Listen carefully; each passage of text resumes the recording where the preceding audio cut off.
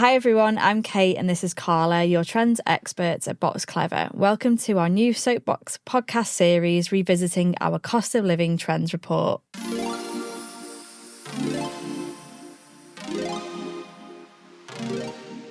So today we're going to be talking about sustainability stalemate trend, and this is all about the fact that consumers are deprioritising sustainability in favour of affordability during a cost of living crisis.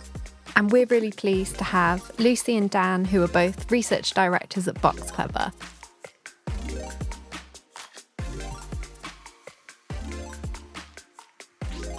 Welcome both of you. Thank you for joining us on the podcast today. Tell us a bit about where you've seen sustainability stalemate play out in the real world.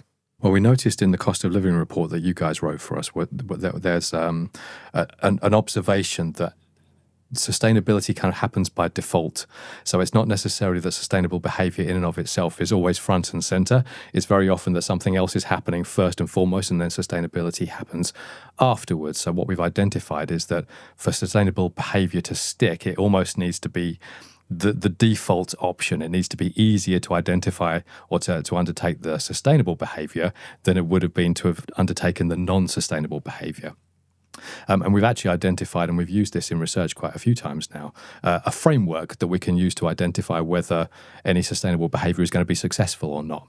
It's called the EAST model, and it stands for whether something's going to be easy, appealing, social and timely. And then we can go into each one of those in turn and talk about almost the frameworks for success. So it's something to be easy. So if any behaviour that a consumer is going to undertake is going to be inconvenient to them, then they're not likely to do it. So a really nice example that we can think of is if you have to wash out your crisp packets and take them back to the supermarket in order to recycle them, you're probably not going to. I'm always amazed to hear that any consumers even do that. Mm. Who is going to wash out a crisp packet and take it back to Tesco? Mind boggles. Right, so number one on our framework for success, it needs to be easy. Number two, it needs to be appealing. And certainly, as we saw in the work that you did on the cost of living crisis, is appealing in this context probably means it's got to be not just convenient, but it's got to be cost effective as well. So if consumers are expected to take upon themselves the burden of extra cost in order to do the sustainable activity, they're probably not going to. And a great example of that recently has been heat pumps. So for a consumer, it's a big outlay. And although there are small government subsidies, it's not enough to nudge consumers into taking that action. So there needs to be other benefits that will actually, attract them to making that huge outlay. Mm. So I think that's quite a good example of where the government probably didn't use the EAST model very effectively. Yeah. And ironically, so the EAST model originally came from the government. So it's their own behavioural change unit that came up with this framework to kind of help identify what sorts of nudges are going to be most successful in getting people to take the sorts of actions that we need them to take. So we've got the E, it's got to be easy. We've got the A, it's got to be appealing or attractive. So now the S is it's got to be social. And what we mean by that is, do you kind of get the sense that people who are like you do that sort of thing? There was a really famous example where a hotel chain was looking to get its guests to reuse their towels, because of course if you're washing towels every day, that's an incredibly non-sustainable activity. So they were trying all of these different communications to encourage their guests to try and reuse their towels for more than a few days at a time. And they had all kinds of ideas of using different statistics and percentage figures and the volume of water that it takes and the electricity that it takes and all these sorts of things. Ultimately, what they found was that a really simple communication around other people who have stayed in your room reuse their towels. Full stop. And it was as simple as that. And the idea that people who are like you do this sort of thing, and therefore you should too, is playing into this idea that it needs to be social. I don't know if you've ever seen when you're driving down the motorway and you see the gantry signs and it says, take your rubbish home, other people do. Mm. And it's as simple as that. Yep. If you get the sense that people who are like you do this sort of thing, and therefore you should too, then you're much more likely to do it. It's that herd mentality, isn't it? Yeah. You don't want to be the one that stands out. Yeah. Because obviously, as part of this trend, we've seen that consumers are pushing back more and more because of the cost of living crisis. And therefore, presumably, all of these things that the EAST model stands for become even more important. than they have been previously. Yeah, exactly. And then the T. So we've got our easy, we've got our attractive, we've got our social. So the T is it's got to be timely. And this is particularly important when it comes to sustainability, because it's a very easy thing for people to say, yeah, of course I'll behave in that way. Of course I'll do the right thing. Of course I'll do the sustainable thing. But at the point when the decision gets made, there are all these other factors that are going to come into account. So if you're looking to influence somebody to behave in a sustainable way, you have to be as close to the point of decision making as possible. So, for example, an above-the-line TV campaign, whilst it might raise awareness, isn't actually going to drive behaviour because it's far removed from the behaviour. Whereas point of sale at fixture on the shelf when somebody's about to make a decision on what product to buy, that's timely, that's in the moment, that's much more likely to get a reaction. We did a study recently for a leading home and furniture retailer, and it was all about furniture repurposing. And they were really thinking about the key messages that they needed to land. And there were hypotheses internally that obviously the key message is going to be it's sustainable, it's good for the planet. And yes, that was important to consumers. But we did some message testing with customers, and it absolutely wasn't the most important message. The most important message was all about convenience, and that was the most attractive message. It was about coming and taking that furniture away so I don't have to do all of that legwork. So it's a really different way of reframing customer benefits, and it's almost not always assuming that the lead benefit will be sustainability. It's all those wraparound benefits that matter as well. You see that with Vinted as well, with the fact that I think the leading driver for Vinted is financial, like people being able to make the money, and then the planet messaging is almost secondary to that. Absolutely. I mean, I have 3 sons, and they all heavily use Vinted and Depop. And the reason they do it is primarily to make some cash and to save money. The secondary benefit is it's also quite a cool thing to do. So it's like a bit of a badge. Yeah, and that's social. Third thing, social. And the third thing is that it's good for the planet. And obviously that matters to them, but that is not the primary motivation. You only have to look at Vinted, and it's in double-digit growth at the moment. So they've really tapped into that, haven't they? As that being the driving need. So it's like a win-win for the kidults. They look good, they feel good, they've got a bit more cash, and hey, I'm also doing something good for the environment. Yeah, it's like that being sustainable but by proxy rather than it being front and centre. It's still a feel-good feeling, but it's not the main reason. You need to be careful because it's always the first thing that people will talk about, and it's the thing that they will say is driving their behaviour, but it's usually the secondary or even tertiary reason that's actually driving the behaviour. It doesn't work well as a primary message. It works very well as a secondary supporting message as long as you've then nailed the first thing, and usually that's going to be around convenience or cost. And interesting that Vinted case study, if we think of the East model, it even delivers on easy. Because if you compare Vinted to, say, selling something on, dare I say, eBay, it's so simple, easy, quick. So it does a really great job as well of just making it straightforward for me.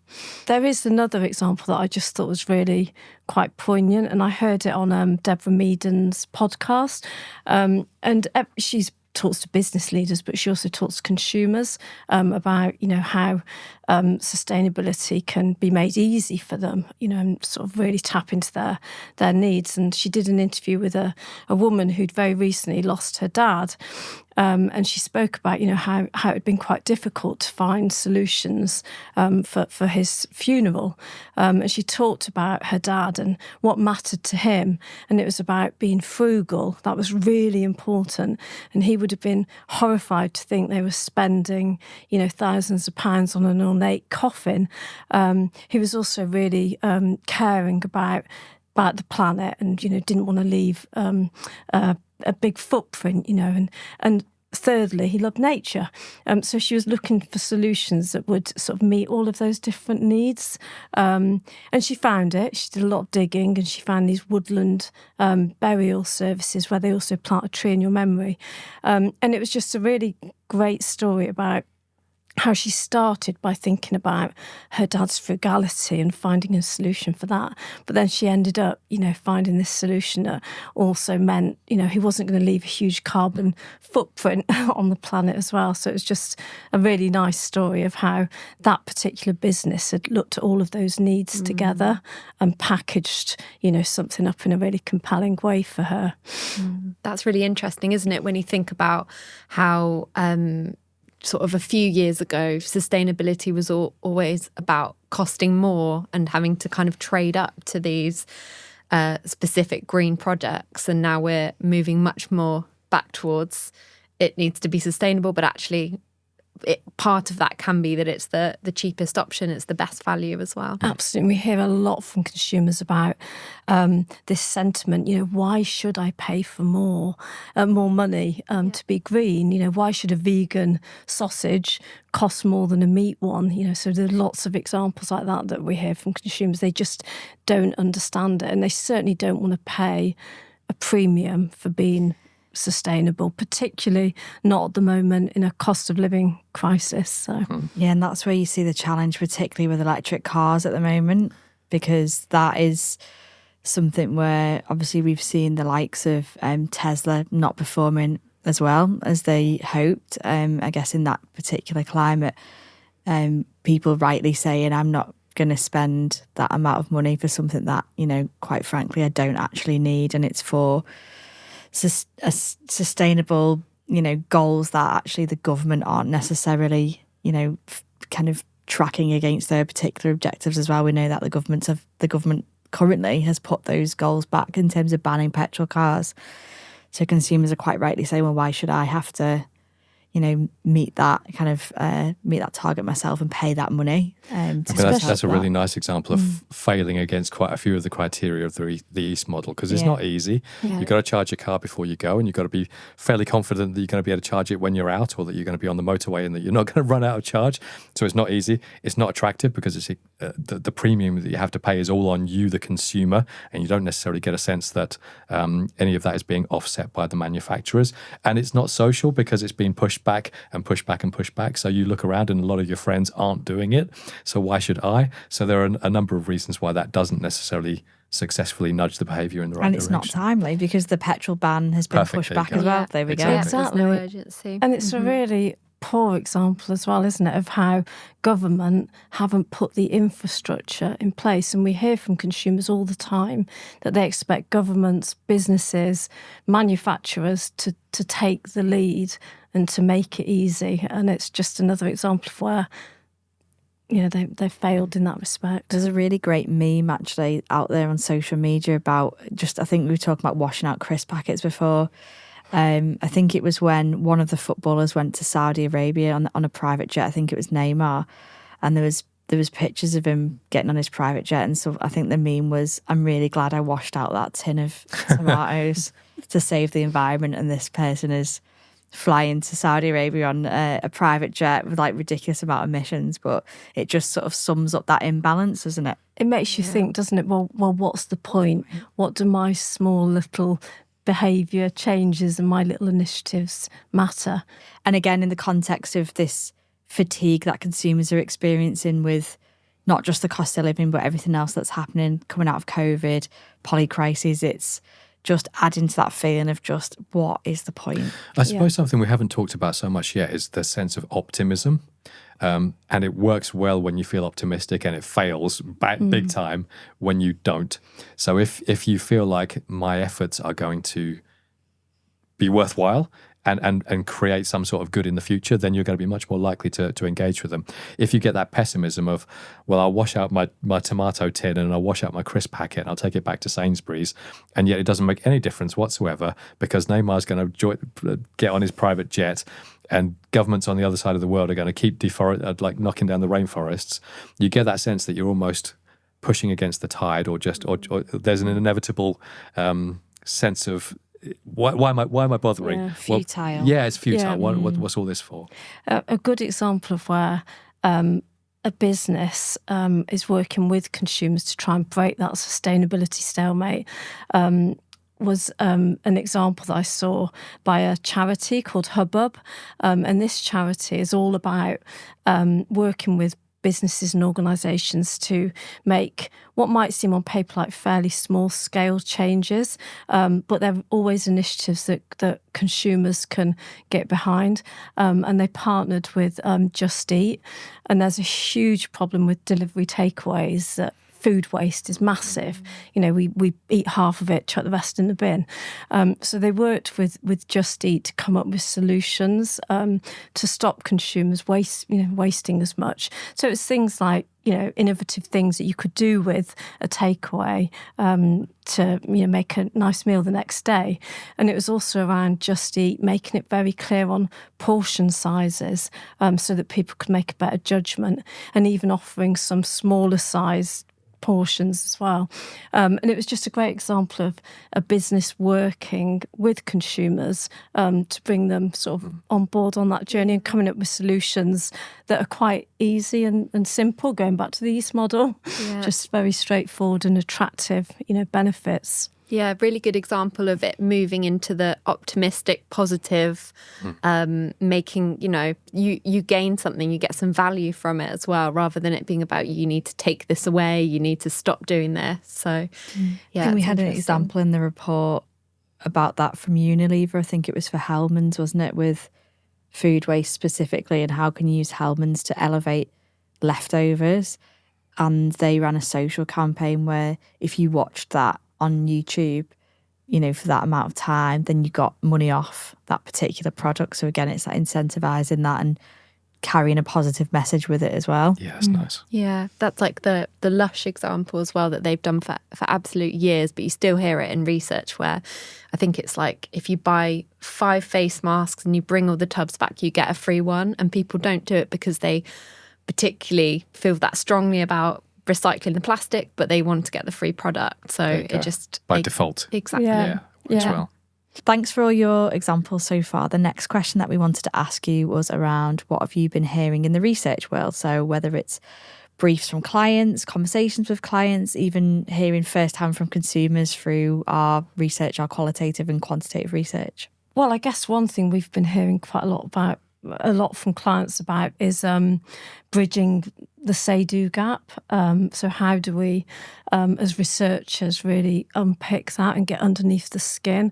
Often what consumers say is not actually, what's always happening. So we're frequently challenged to find, just ways to make sure that our research is based on true behaviours and just not what people feel they should say. And sustainability is definitely a topic that sometimes people, feel perhaps, they need to say the right thing, and it can be quite hard to say, well, I don't do much, or, I don't really think it's going to make any difference, or even I don't believe it's an issue.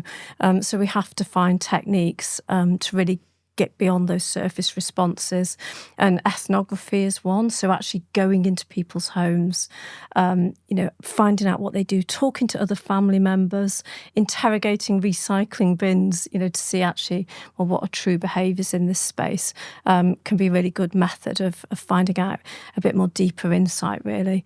Other techniques that we use in qualitative research might be setting people challenges without telling them that the subject we're going to talk about is sustainability. So we might send them into a supermarket, say, and get them to look at a fixture and see what messages they spot and get them to report back. At this point, they don't know sustainability as a topic that we're going to discuss. And it's fascinating to see, do they actually notice any messages about sustainability?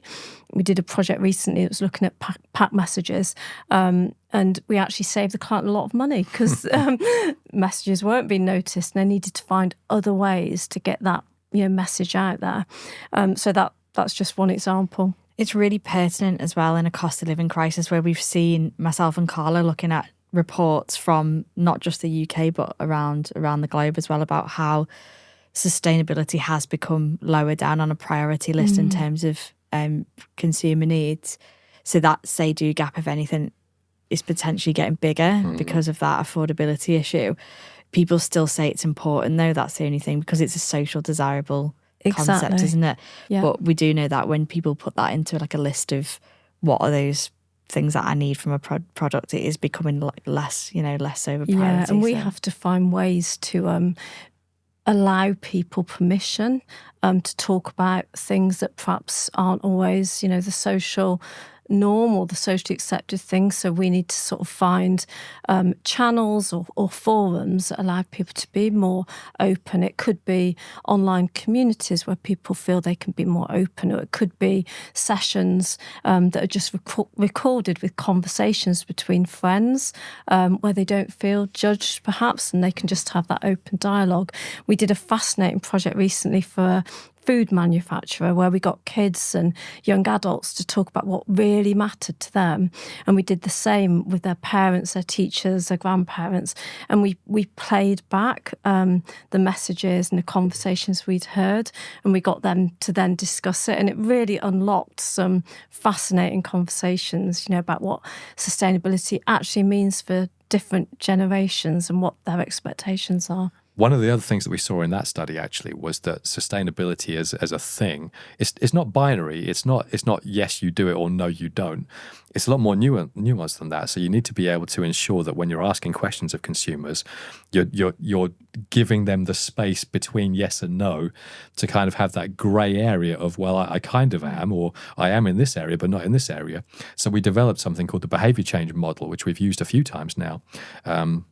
In surveys that has these 5 stages, and it's been psychologically validated. So we start off with pre-contemplation as our first stop on the journey, which is I've never done this and I've got no intention of doing it anytime soon. Thanks very much. And actually, when you give people the freedom to say that, they'll be honest and they'll say, yeah, no, that's where I am. So that's the first stop. The second one is contemplation, which I'm still not doing it, but I'm at least open to the idea. So are you pushing on an open door? If you want to give me something that's appealing enough, then I will. So that's the second stage, is pre-contemplation. Then preparation is I still haven't taken any behaviour, but I'm about to. So you've got 3 stages where nobody's actually done anything yet, but they're just varying degrees of openness to it. Then the 4th stage is action, which I've taken some action towards being sustainable, but only recently. And the 5th stage is maintenance, which I've been doing this for a while. So rather than this, like, I'm either sustainable or I'm not, you've actually got these 5 stages that move you from inaction through to action, but it takes into account the fact that it's almost a psychological shift first. You've got to warm yourself up to the idea of doing it and get motivated to do it before you actually do it. And when you use that as your framework, then it allows consumers to kind of relax into being honest and telling you what they're actually doing, rather than feeling like they have to tell you that they're being sustainable because they think that that's the answer that they expect you to want to hear.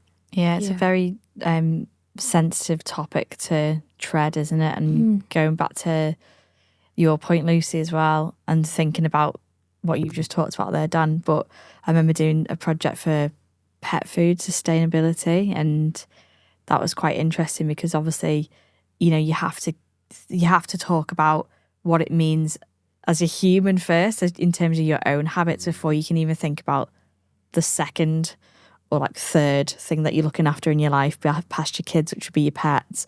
And so it was really interesting to talk quite openly in like a one-on-one depth online situation, rather than groups, where we knew if there was groups it could become quite, there'd be a lot of bias there and social desirability, whereas actually in these depths people were just saying things like, I'm just effing sick of having to do all this stuff, and it doesn't matter. And it was just really like refreshing to hear people saying that, rather than this like, oh yeah, I'm really sustainable. I mean, the reality is your dog doesn't care if it's sustainable. So there are going to be a whole bunch of other drivers. Like, number one, it's got to taste good, because if your dog doesn't like it, they won't eat it. They'll leave it, and you've wasted money, so you're not going to buy it again. So there are all these other criteria that by default are going to have to come up the pecking order before sustainability in that context. It's thinking about those tensions, isn't it? Yeah, we hear a lot as well, don't we, about how confusing it is as well.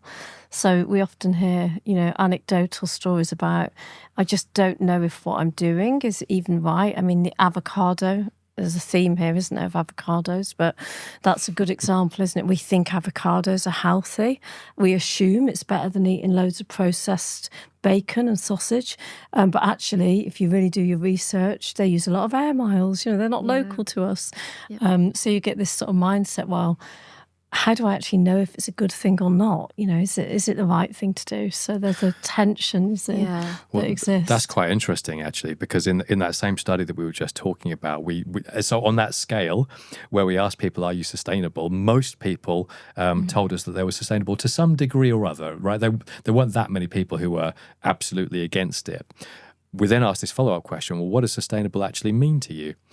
And the variety of answers that were so disparate as to be ridiculous, it gave us this insight that actually sustainability doesn't mean anything. As a word, it doesn't mean anything because it can mean anything. It's a little bit like words like quality and value, that we all kind of use these words and assume that we're all saying the same thing at the same time, and that if I say it to you, you understand what I mean, and you'll play back to me and I'll understand what you mean. But actually, when you dig into it, sustainability can mean all sorts of things. I've actually got a list. Right, so sustainability can mean anything from recycling more of your household waste, buying less to begin with, reusing products, buying local, reducing food waste, cycling to work, buying an electric car, going vegan or not going vegan but eating less meat, picking up litter, being kind to animals. All of these things are what people will tell us they think sustainability is. And exactly as Lucy's just said, sometimes those are in direct competition with one another.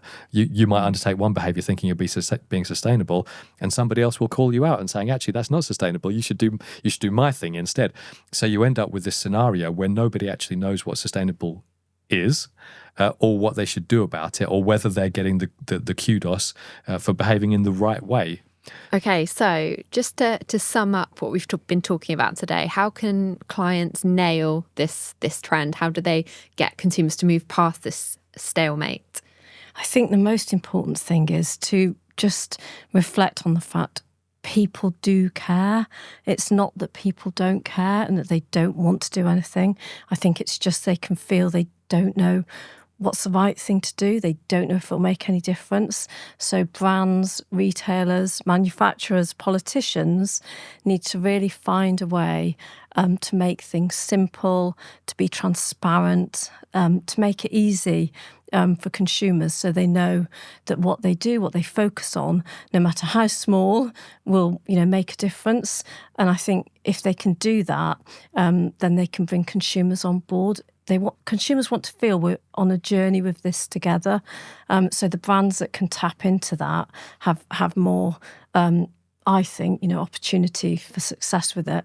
Otherwise, we'll end up with the Neymar example, where consumers just feel, well, it's not worth cleaning out that tin of tomatoes, or it's not worth doing my recycling, and obviously we don't want that to happen.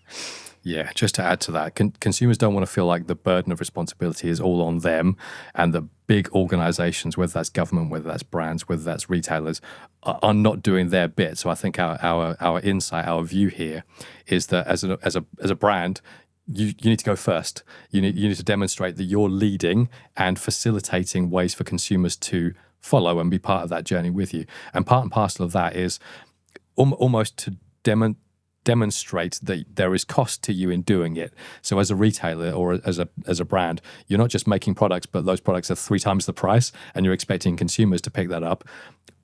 Demonstrably show that you as a brand care enough about the issue that you're involved with to take some of that cost upon yourself, and that it matters to you, and it's part of your brand DNA, and it's part of your values. And that's another thing. It needs to feel authentic. Mm-hmm. You can't just greenwash people with these things, but it needs to be important enough to you that you're taking some of the cost and are then facilitating your consumers to come on that journey with you. Yeah, great example just to kind of wrap that up would be, someone like Octopus Energy, who are obviously profiting from a situation that a lot of people are in the cost of living.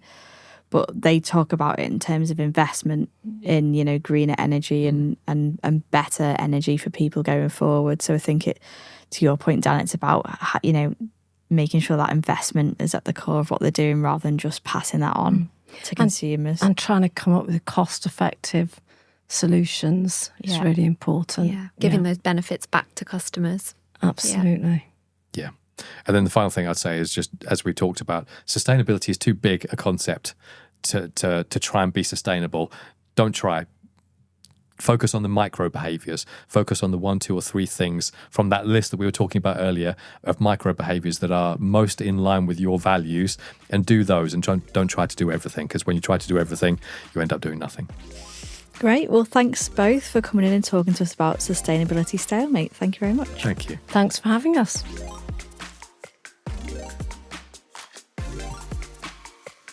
Thank you for listening to today's podcast episode. If you haven't downloaded it already, you can access our cost of living trends report by scanning the QR code on screen. And if you'd like to speak to either of us or any of our guests about the trends that we've covered in the podcast, then please get in touch via the email address. And that's everything from us. Thank you for listening.